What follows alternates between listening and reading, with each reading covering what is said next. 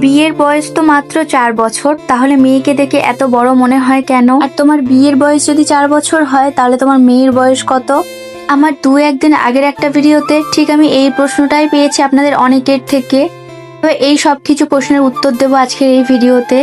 Hello everyone, আবারও আমার একটা নতুন ভিডিওতে আপনাদের সবাইকে ওয়েলকাম। আশা করছি আপনারা যে যেখান থেকে আমার ভিডিও দেখছেন সবাই সুস্থ আছেন, ভালো আছেন, আর আমরাও বেশ ভালো আছি। এখন বাজে ওই সকাল 7:30টার মতো, আর এটা ছিল রবিবারের ভিডিও। শনি রবিবার মাম্মামের টিউশন ছুটি থাকে। এখন ওকে রেডি করাচ্ছে কারণ ওর নানু নানি আসবে। অনেক দিন হয়ে যাচ্ছে তারা মাম্মামকে দেখেনি, যার কারণে মাম্মামকে নিয়ে যাচ্ছে সকালে, আবার আমি আর আপনাদের ভাইয়া বিকালে গিয়ে ওকে নিয়ে চলে আসবো।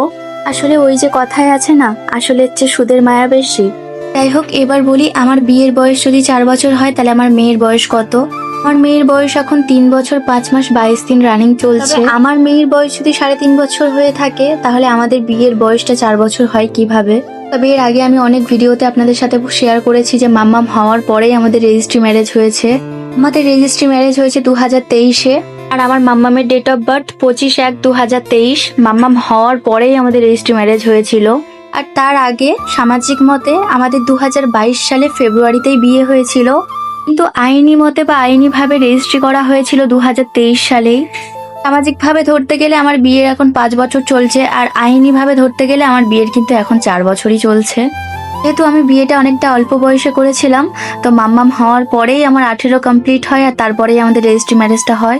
আমি অনেক ভিডিওতে এই প্রশ্নটাও পেয়েছি যে দিদি তুমি কিভাবে বিয়ে করেছো, তুমি কি পালিয়ে বিয়ে করেছো? আমি কিভাবে বিয়ে করেছিলাম বা আমার বিয়েটা কিভাবে হয়েছিল সেটা না হয় অন্য কোনো ভিডিওতে বলা যাবে। তবে চলুন আজ বাড়িতে কি কি কাজকর্ম হচ্ছে সেগুলোই দেখায়। এখন বাজে ওই বেলা 11টার মতো। তবে আমার চায়ের আজ অনেক দিন পর নিজের একটা শখ পূরণ হচ্ছে, নিজের একটা স্বপ্নের বাড়ি হচ্ছে। এসব লোকজন কাজকর্ম করছে, আজ তাদের জন্যই বাড়িতে সমস্ত রান্না বান্না হচ্ছে। আমাদের প্রতিটা মেয়েরই শখ থাকে নিজের একটা স্বপ্নের বাড়ি আর নিজের মতো করে সাজানো গোছানো একটা সুন্দর সংসার। আর আজ আমার জায়ের সেই স্বপ্নের বাড়ি তৈরি করারই কাজকর্ম চলছে। আজ 5 কেজি মাংস রান্নার দায়িত্ব পড়লো আমাদের দুই জায়ের ওপর। তবে আজ আমার শাশুড়ি মায়ের শরীরটা খুব একটা ভালো নেই, যার কারণে আমাদের দুই জায়গায় আজকে রান্নাবান্নার সমস্ত দিকটা ম্যানেজ করতে হলো।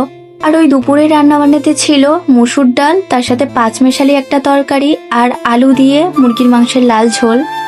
এই ছিল দুপুরের রান্নাবান্না।